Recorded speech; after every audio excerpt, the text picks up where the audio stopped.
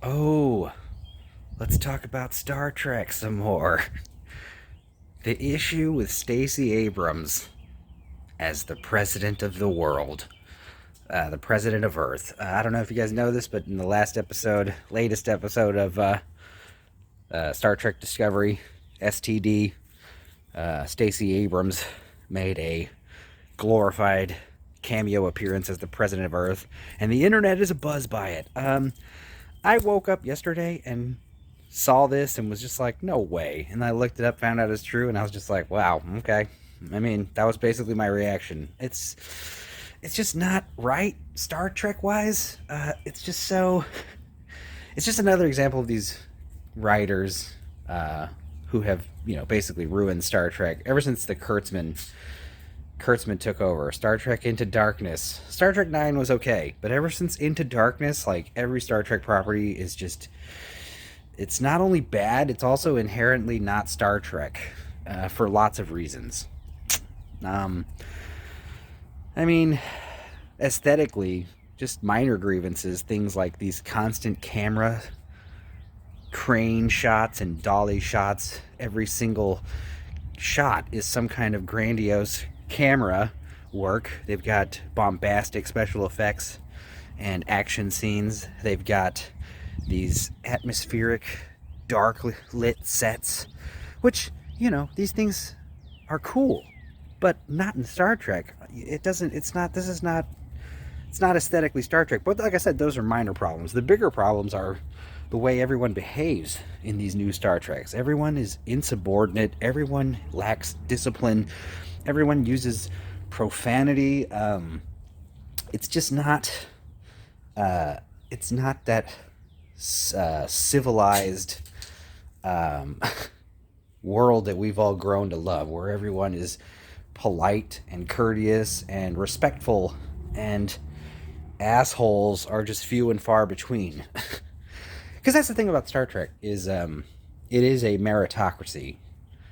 The entire capital of the world is based solely on your self-worth.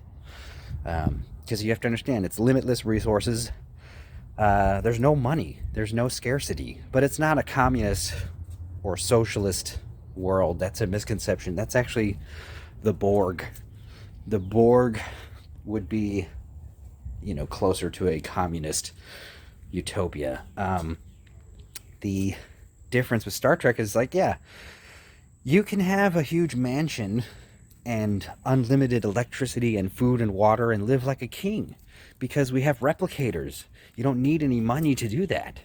But if you're just a lazy bum in your mansion, if you're just some, goalless drug addict or drunkard with no ambitions or goals or drives, people will look down upon you the same way we look down today on homeless people, on bums. They're not, they're like, it's sad to say, but they're just lesser than due to unfortunate circumstances. But in this world of Star Trek, you have only to blame but yourself. You're just a loser because you don't want to better yourself. You're fine just living this life of self gratification. Like that would be looked down upon in the world of Star Trek. Someone who's rich is a person who's accomplished things, who's done things. Picard, being a captain of a federal enterprise ship, he is a rich man in the world of Star Trek because, like I said, your wealth isn't gauged by monetary or resource-based income. Anyway, I digress. The issue with Stacey Abrams is, it's just another example of these awful writers. Like I said, just goddamn, just patting themselves on the back, just acting like so self-gratifying. And it's just so funny because, yes, we have lots of cameos in Star Trek. I understand that, but they're usually actors. You got The Rock, you got Christian Slater. It's usually not like an extremely partisan politician playing the president of Earth. Like, that is basically a fuck you to anyone who doesn't like Stacey Abrams. And a lot of people don't like that lady, trust me. And you know this when you look at the comments on these actual articles and YouTube videos talking about the famous cameo. You realize the people that are praising this are in the minority. They are like, this is so awesome, we love Stacey Abrams. And then a lot of comments just about how, you know, she's not the greatest and Star Trek has been ruined for a long time and this is basically the 500-pound straw that broke the camel's back. You know, lots of jokes about the lady.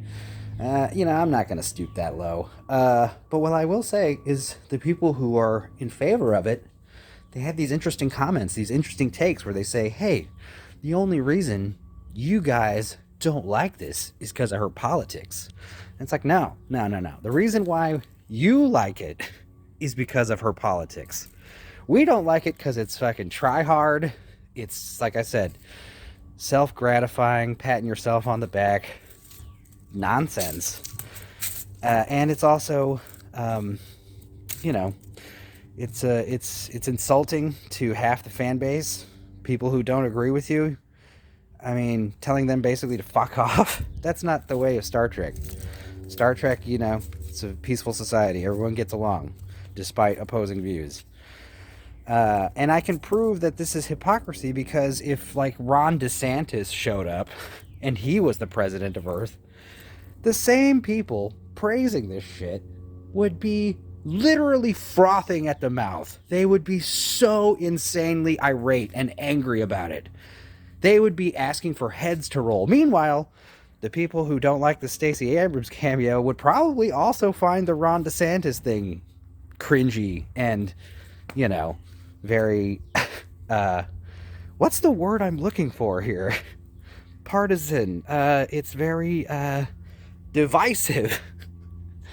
I don't know. I just woke up. This is on my mind.